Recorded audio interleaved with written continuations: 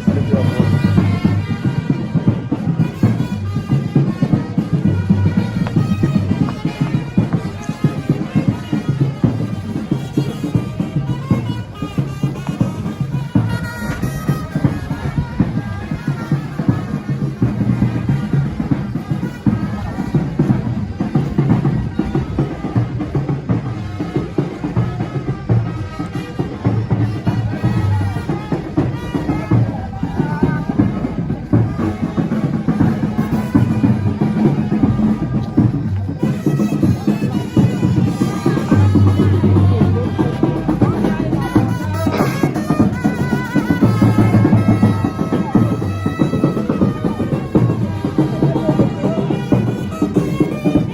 got for side at the Neboh night of Sembolupa.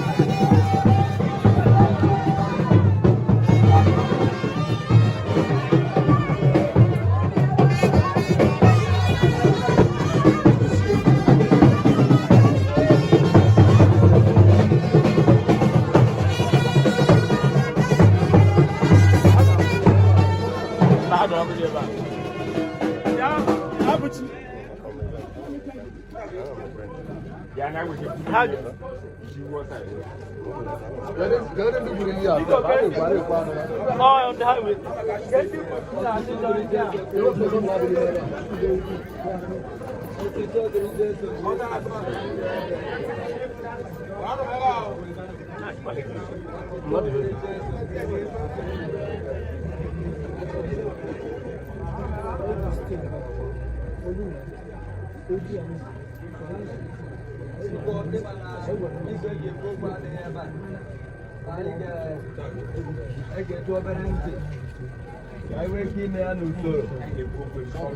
Because we're requesting.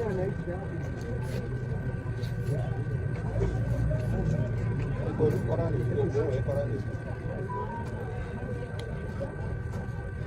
over there, guy, by good me, I will tell I before I video.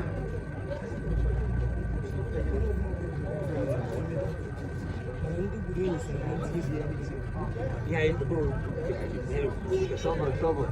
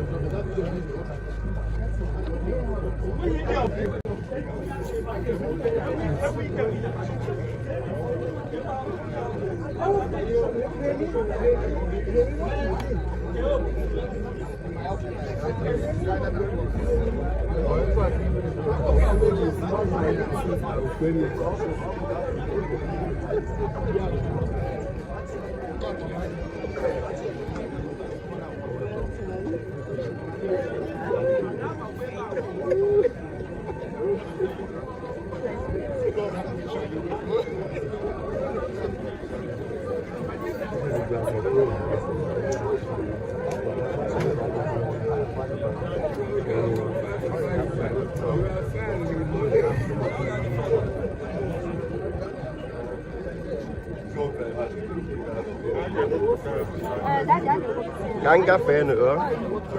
Bữa nay quên đi về cắn.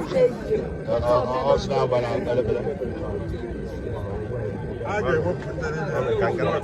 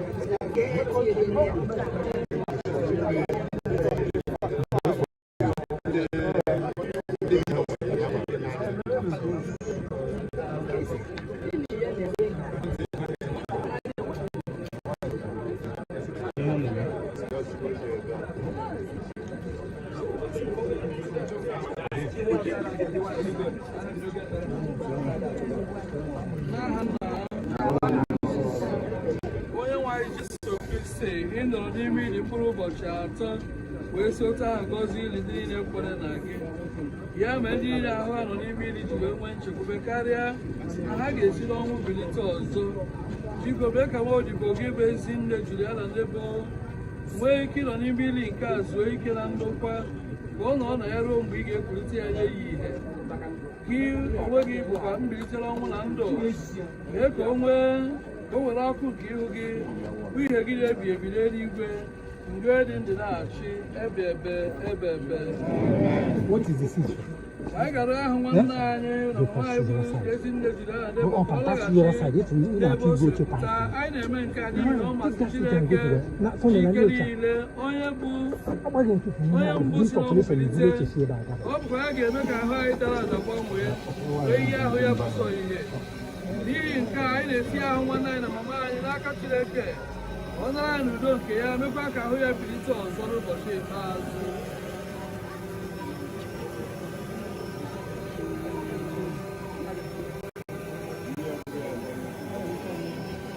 That's the final interment of Ezinne, Juliana, Ifeyinwa, Neboh.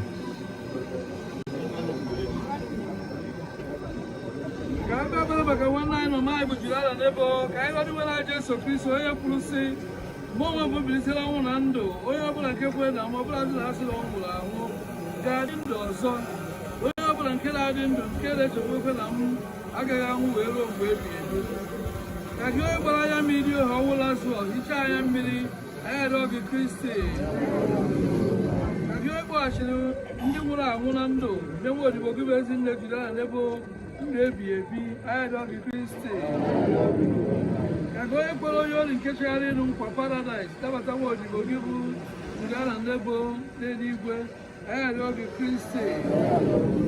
Anyị nọ n'ọrụ n'ihi nwanne anyị bụ Juliana Neboh ka ijiri okwukwe na olileanya nke ndụ ebe kasị anyị obi anyị arịọ gị Kristi. Iji oriri nsọ nke ahụ n'ọbara gị wee zụọ mama anyị bụ Juliana Neboh ihe ya oche na nnukwu ori nke alaeze gị anyị arịọ gị Kristi. Ka anyị rịọ arịrịọ.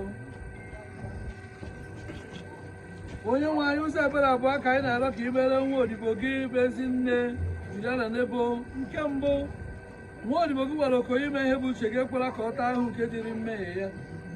Nke abụọ, mgbe nwa odibo gị bi n'ụwa a ezi okwukwe bụ ihe jikọrọ ya na ndị kwerenụ mee ka ebere gị sikwa otu ahụ jikọrọ ya na ndị mmụọ ozi gị n'ụwa ọzọ. Anyị na-arịọ gị nke a site na Kristi onye nwe anyị na-enye ezumike ebe odiwe ka mkpụrụ obi ya zuru ike na ndokwa ekpere maka ndị na-eru uju. Ochukwu anyị na-arịọ ebe anyị na-akwa akwa maka ọnwụ nwa odibo gị ka anyị na-echeta ụbọchị ọnwụ nke anyị na-abịawanye nso nye anyị ka esi aga jiri akwado maka ụbọchị ikpeazụ ahụ site n'iji na-ebi ndụ dị mma mgbe niile ka ọnwụ mberede na ọnwa akwado ya akwado ghara ikwudo anyị ka anyị na-eche nche oge niile ka ọ ga-abụ mgbe ọbụla ị kpọrọ anyị ka anyị nwee ike iso banye na aṅụrị ebe site na Kristi onye nwe anyị. Ka Maria nne nke Chukwu nne dịgasịrị obi ebere onye nkasi obi ndị na-eru uju ha nyere aka nwa ya mkpụrụ obi nwa odibo ya bụ Ezinne Juliana Ifeyinwa Neboh onye nke a bụrụ nka o sere ekpere ya dịka nne nke isoro ọsịsọ obibi ahụ na-achọgharị na Kristi onye nwe anyị.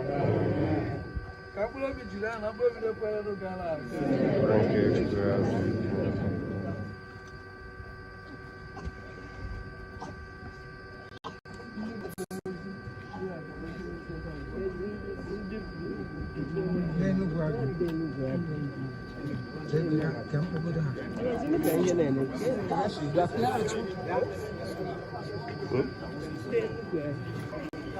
I know, yeah, no.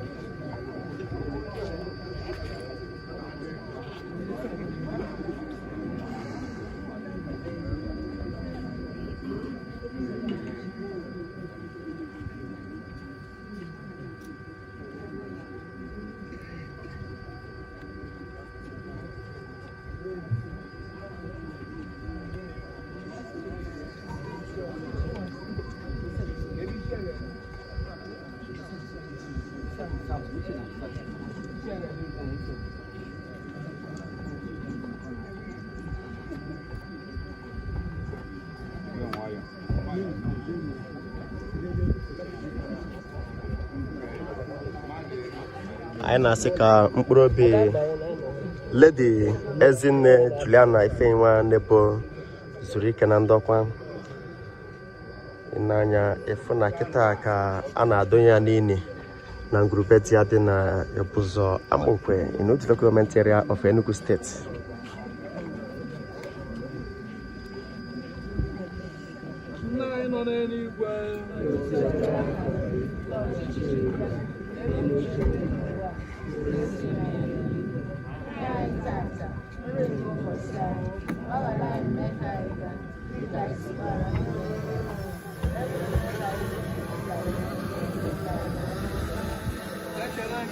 May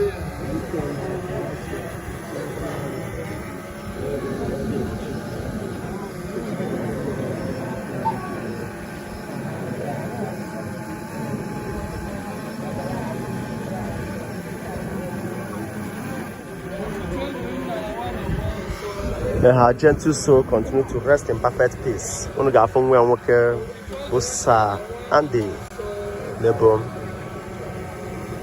Mama Jane Koma.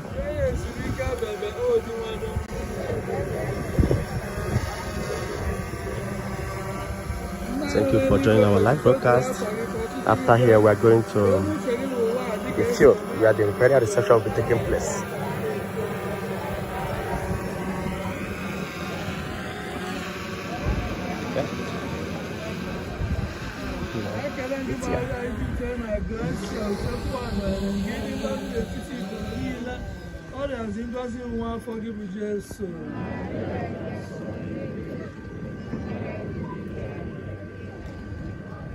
Ekele nke Maria Ijupụta na Gracia usekwu anọnyere ngịdị ngọzi n'etiti ikporo niile ọ rịazi ngọzi nwa afọ gị bụ Jesu.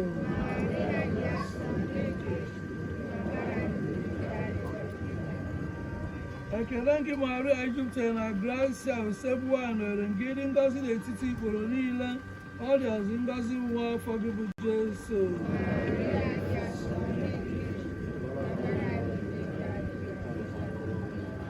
Otito dịrị Nna na Nwa na Mmụọ Nsọ.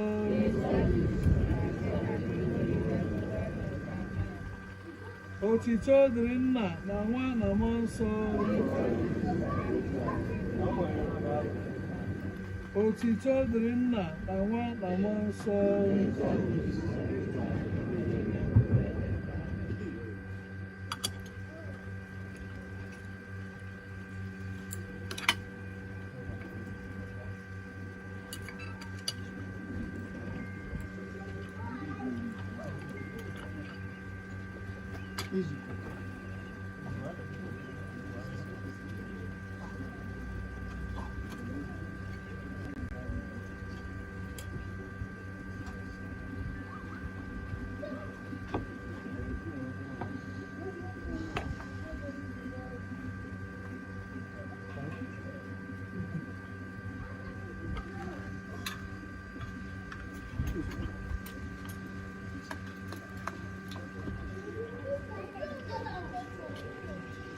Onye nwe anyị mee ebere.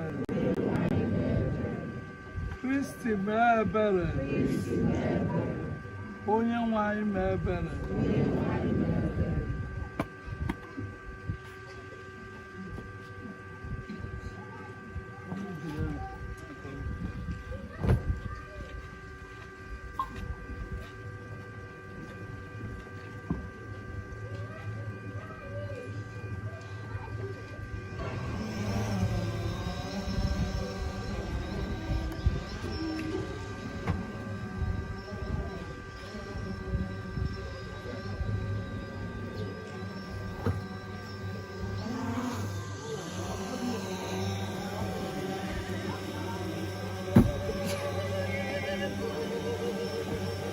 CWOTR lady.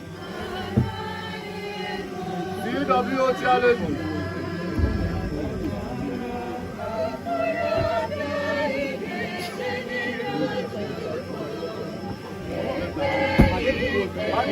CWOTR lady.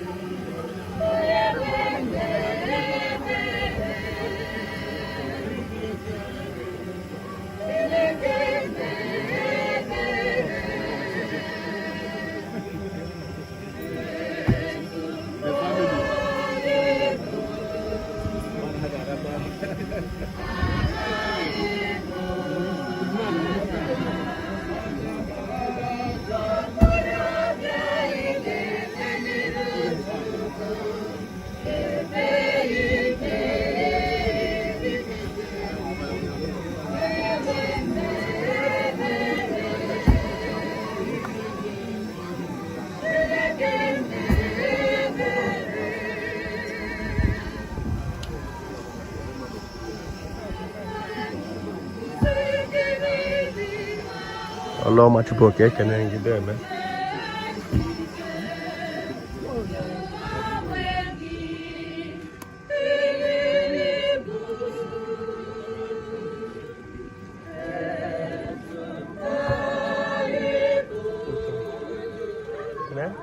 say 2 years. Just one or highest 2.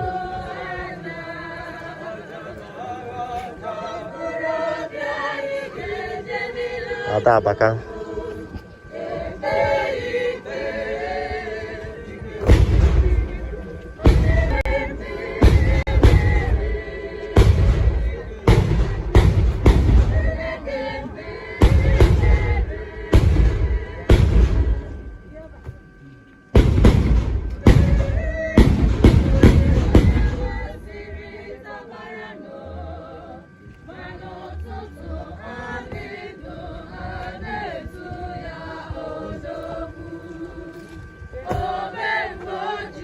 Juliana, não sei lá.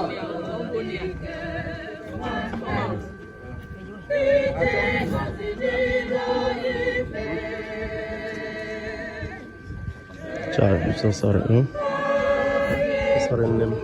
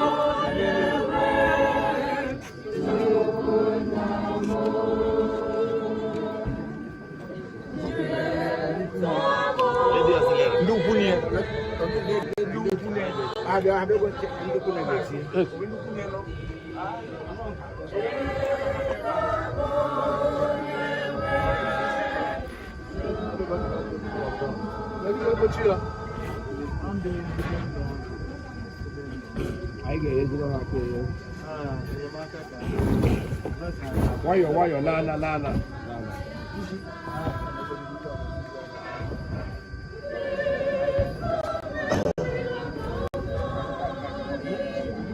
I na say Kamprobi Nukuma Ibu Lady Ezinne Juliana Ifeyinwa Neboh Jenkoma may her soul continue to rest in perfect peace. We'll soon be live again when we start the reception. So make sure that you join us. I na Africa, I forgot I can national so and which is those I na show no them make sure Amokwe TV. And when the name me or in a Amokwe TV I get me ko wa na show no them no.